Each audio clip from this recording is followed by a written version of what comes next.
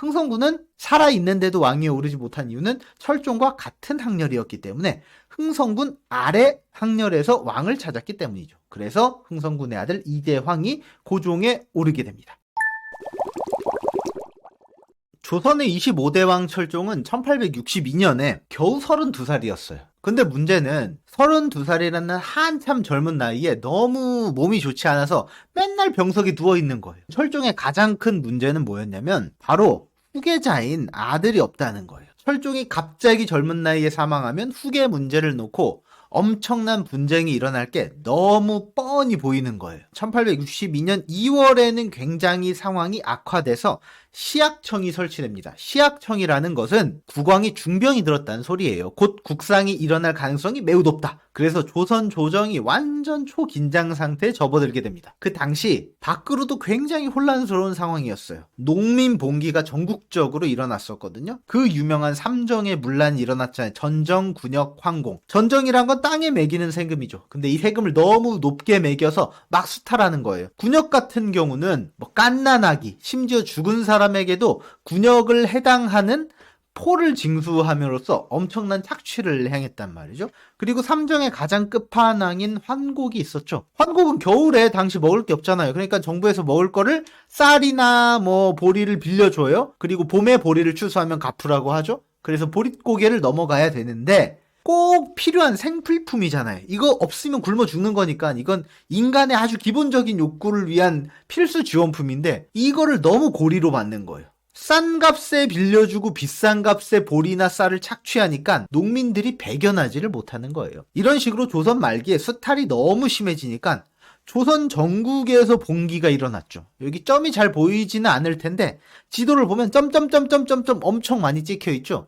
이 점이 모두 다 철종 그리고 철종 다음 왕인 고종 때 농민 봉기가 일어난 지역을 표시한 거예요. 거의 전국의 모든 지역이 다 봉기가 있었다는 거죠. 이렇게 전국이 시끄러웠는데 조정 대신들은 이런 것에는 별 관심이 없었죠. 오히려 철종이 이제 비리비리하니까 죽으면 누구를 왕으로 세워야 되나, 누구를 허수아비 왕으로 또 세워서 자기들이 권세를 누려야 되나, 이런 것들에 관심이 많았던 거예요. 그런데 문제는 뭐냐, 철종이 당시 32살밖에 안 됐다고 했잖아요. 너무 젊은 나이이기 때문에 누군가 양자로 들이기 굉장히 조심스러웠다는 거예요. 아직 왕자를 생산할 수 있는 나이예요. 그런데 양자를 들이자고 주장을 하는 것은 철종이 곧 죽을 거라는 말이잖아요. 이 말을 함부로 꺼낼 수가 없는 거예요. 아무리 허수아비 왕이지만 이 말을 잘못 꺼냈다가 감히 대형무도한 죄인이 될 수 있고 반대파에게 되치기를 당해서 딱 역적으로 몰리기 좋았거든요. 그래서 신하들은 모두 다 철종이 삐리삐리하고 얼마 후에 죽을 것이라는 걸 다 알지만 함부로 이 말에 대해서 입 밖에 꺼내질 못해요. 마음속으로만 생각을 하고 있는 거예요. 그리고 그 뒤에는 몰래 엄청난 권력 암투를 벌이는 거죠. 내가 미는 사람을 왕위에 올리기 위해서 엄청나게 계속 뒤에서 작업을 치는 거예요. 당시 후계 왕 경쟁에 뛰어든 파벌은 여러 파벌이 있었거든요. 넘버1 세도 가문이었던 안동 김씨가 있었어요. 그리고 그 당시 뒤에 설명하겠지만 대비들이 많이 살아 있었거든요. 그 대비들이 또 한 파벌을 조성하고 있었고, 그리고 왕실 종친 전주 이씨 가문이 한 파벌을 형성하고 있었죠. 그래서 서로 자기가 미는 사람을 다음 왕에 앉히려고 엄청나게 암투를 벌였어요. 그러면 이 당시에 가장 권력이 입김이 센 파벌은 누구였냐? 당연히 안동 김씨 세도 가문이었어요. 당시 안동 김씨가 가장 끝발이 센 가문이었던 것이 바로 순조, 헌종, 철종 세 왕의 외척 가문, 즉 왕비를 배출한 가문이었기 때문이에요. 우리가 잘 아는 왕부터 한번 시작을 해보죠. 영조가 있죠? 근데 영조가 죽었어요. 손자인 정조가 왕위에 오르죠. 정조도 죽어요. 그러니까 정조의 아들인 순조가 왕위에 오르게 됩니다. 그런데 순조가 왕위에 오를 때 굉장히 어린 나이에 오르게 됩니다. 11살 때 왕위에 오르게 돼요. 순조의 비는 순원 왕후 김씨예요. 바로 안동 김씨 가문이었던 거예요. 순조가 어린 나이에 왕위에 오르니까 순조 비인 김씨 가문이 권력을 잡고 세도 정치를 이때부터 시작하는 거죠. 자, 그리고 시간이 흘러요. 순조의 아들인 효명세자가 있거든요. 나중에 익종으로 추존왕이 되는 인물인데 순조보다 먼저 이른 나이에 죽어요. 그리고 순조도 죽어요. 순조가 죽고 아들은 먼저 죽었다고 했죠. 손자인 헌종이 왕위에 오르게 됩니다. 헌종은 8살 때 왕위에 오르게 돼요. 8살이면 뭘 아나요?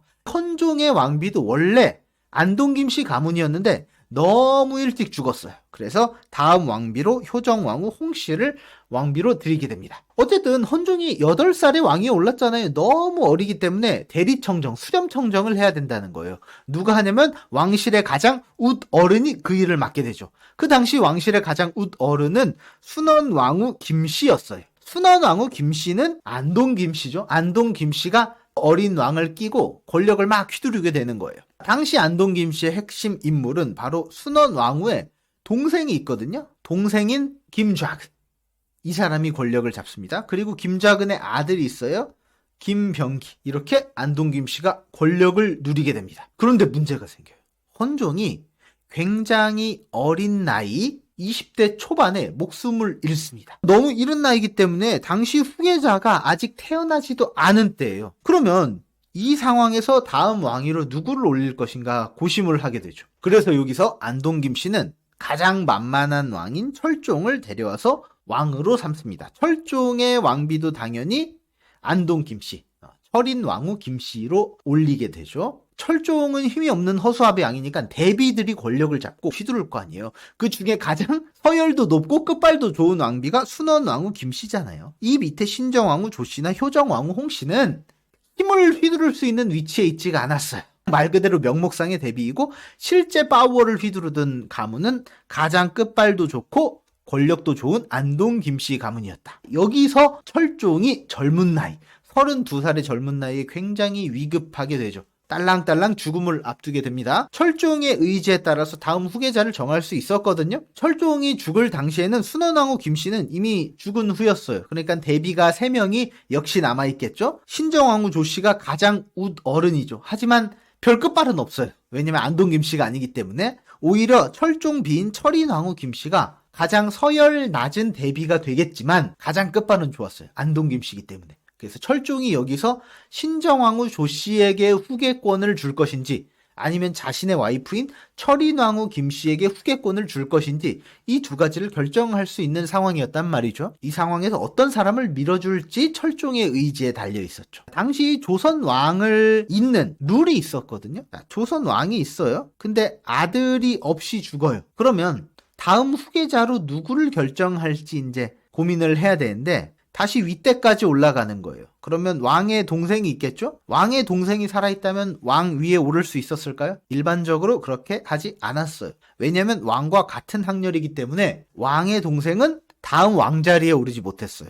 만약에 왕의 동생의 아들이 있다. 그러면 이 아들이 바로 왕보다 한 단계 아래인 조카 학렬이기 때문에 왕 자리에 오를 수 있었죠. 물론 예외는 있죠. 보통 자신의 조카 학렬이 왕위에 오르는데 조카를 제거하고 왕위에 오른 수양대군 세조의 경우는 예외였죠. 즉 반정, 반역과 같은 극적인 사건이 있지 않는 한 항상 조선 왕은 그 밑에 학렬을 대상으로 다음 왕을 찾았다는 거죠. 철종은 당시 사도세자의 3대 손이었거든요. 사도세자가 있고 한 번 내려오고 2번 내려오고 다시 내려와서 철종이 됐어요. 철종과 같은 학렬에 있었던 사람들이 바로 우리가 잘 아는 흥선대원군이 되는 흥성군이죠. 흥성군의 형제들도 있었어요. 흥영군, 흥왕군, 흥인군 여러 형제들이 있었어요. 근데 철종이 죽었단 말이에요. 그러니까 흥선대원군과 같은 학렬인 철종이 죽었기 때문에 흥성군은 왕위에 오를 수 없었죠. 흥성군의 아들 또는 조카뻘 한 학렬 아래에서 왕을 찾아야 됐던 거죠. 여기서 이제 누구를 왕으로 선택을 할지 안동 김씨의 입김이 엄청나게 들어갈 수 있는 상황이에요. 당시 왕위에 오를 수 있는 조건은 누가 잘 허수아비 역할을 할 수 있는지예요. 너무 커서 머리가 굵어진 왕은 자기 말을 안 들을 거 아니에요. 그러니까 왕위 계승해서 다 잘라내고 말을 잘 듣는 미성년 왕에서 적당한 후보자를 고르는 거예요. 자, 그러면 당시 왕위 후보자에 누가 있었냐? 흥완군의 아들 이재선이 있는데 몇 살? 32살이에요. 철종이 죽었잖아요. 똑같은 나이죠? 근데 너무 나이가 많아. 자기 멋대로 할 것 같아. 나이가 많아서 탈락. 그 다음에 흥성군의 아들 이재선이 있어요. 21살이에요. 성인이네? 그럼 대리청정, 수렴청정을 해서 뒤에서 권력을 휘두를 수 없잖아. 얘도 탈락. 자, 그 다음 후보는 누구예요? 이재면 18살. 거의 성인이야. 안 돼. 탈락. 다 탈락이에요. 이재긍이 있어요. 얘는 몇 살이냐면 6살이에요. 너무 어려. 이거는 우리가 울고 먹으려고 했는데 너무 어려. 탈락. 자, 그럼 남는 거는 흥성군의 아들인 이재황만 남은 거예요. 이때 나이가 11살이었어요. 이재황의 생부는 바로 우리가 잘 아는 흥선대원군이죠. 흥선군은 살아있는데도 왕위에 오르지 못한 이유는 철종과 같은 학렬이었기 때문에 흥선군 아래 학렬에서 왕을 찾았기 때문이죠. 그래서 흥선군의 아들 이재황이 고종에 오르게 됩니다. 야사인 매천야록에 보게 되면 흥선군이 자신의 아들을 왕위에 올리기 위해서 엄청난 계략을 꾸몄다고 알려줘요. 철종이 세상을 뜨기 전에 이미 자신의 후계자로 흥선군의 아들 이재황을 어느 정도 점찍어 두고 있었다는 소문이 있었어요. 안동김 씨도 잘 알고 있었죠. 그래서 안동김 씨의 대표가 흥선군에게 직접 가가지고 쇼부를 칩니다. 야, 너의 아들을 내가 다음 왕으로 밀어줄게. 대신 왕비는 우리 안동김 씨에서 선택을 하자. 안동김 씨 왕비를 만들고 대신 우리는 너의 아들을 왕으로 만들어줄게. 흥선군은 어떻게 해요? 오케이, 좋아. 왕과 왕비 계약을 서로 맺읍시다. 근데 흥선군이 당시 왕실의 가장 웃 어른인 신정왕후 조씨에게도 줄을 댑니다. 흥선군이 궁녀와 환관을 통해서 몰래 신정왕후파와 결탁을 하기로 합니다. 그래서 자신의 아들을 왕위로 밀어주기로 약조를 하죠. 그래서 흥선군은 당시 큰 두 개의 파벌이었던 안동 김씨 파벌과도 동맹을 맺고 신정왕후 조씨파와도 동맹을 맺어요. 그래서 어느 쪽이 권력을 잡고 흔들던지 내 아들을 왕으로 만들려는 계책에는 차질이 없게 만드는 거죠. 이 사실이 진짜라면 흥선군이 엄청난 야심, 권력욕이 있었다는 것을 보여주는 이야기가 되겠죠. 자, 철종은 결국 1863년에 사망합니다. 유언은 대보를 대왕 데뷔 전에 바쳐라. 즉 자신의 후계자를 지명하는 권한을 가장 웃 어른인 신정왕후 조씨에게 맡기는 거죠. 철종이 자신의 후계자 지명권을 자신의 아내인 철인 왕후 김씨에게 맡길 수도 있었을 거예요. 하지만 그렇게 하지 않았죠. 아마도 자신의 외척인 안동 김씨에 대한 불만 때문이었을 거예요. 안동 김씨가 철종을 왕위에 앉히긴 했지만 철종은 내내 껍데기 허수아비 왕에 불과했잖아요. 자신의 후계자는 허수아비에서 좀 벗어나서 자신의 권위를 행사할 수 있는 왕이 되기를 바랬을지 모르죠. 철종의 유언에 따라서 흥선군의 아들 이재황이 왕위에 오르게 됩니다. 그때 고종의 나이는 불과 12살이었어요. 이때 신정왕후 조씨는 56세였어요. 당시의 나이로 볼 때는 꽤 고령에 속했고 더욱이 신정왕후 조씨는 안동김 씨의 위세에 눌려서 한 번도 자신이 권력을 휘둘러 보지를 못했어요. 게다가 신정왕후 조씨의 남편은 효명세자잖아요. 세자 자리에서 왕위에 올라보지도 못하고 죽었기 때문에 정치에 대한 감각은 좀 떨어진 상태였죠. 그래서 고종은 어리고 신정왕후 조씨는 나이가 많고 정치 감각이 떨어지기 때문에 당연히 권력의 추는 43세의 한창 때였던 흥선대원군에게 몰리게 됩니다. 고종이 당시 12살이기 때문에 20살 성인이 되기 전까지 8년의 기간이 흥선대원군에게 주어졌습니다. 당시 앞에 놓인 과제는 만만치 않았죠. 안동김 씨의 세도 정치를 극복해야 됐고 당시 전국적으로 일어났던 밀란도 처리해야 됐고요. 서구에서 오는 열강의 압박도 견뎌내야 됐죠. 이상으로 고종이 왕위에 오르게 된 비하인드 스토리였습니다.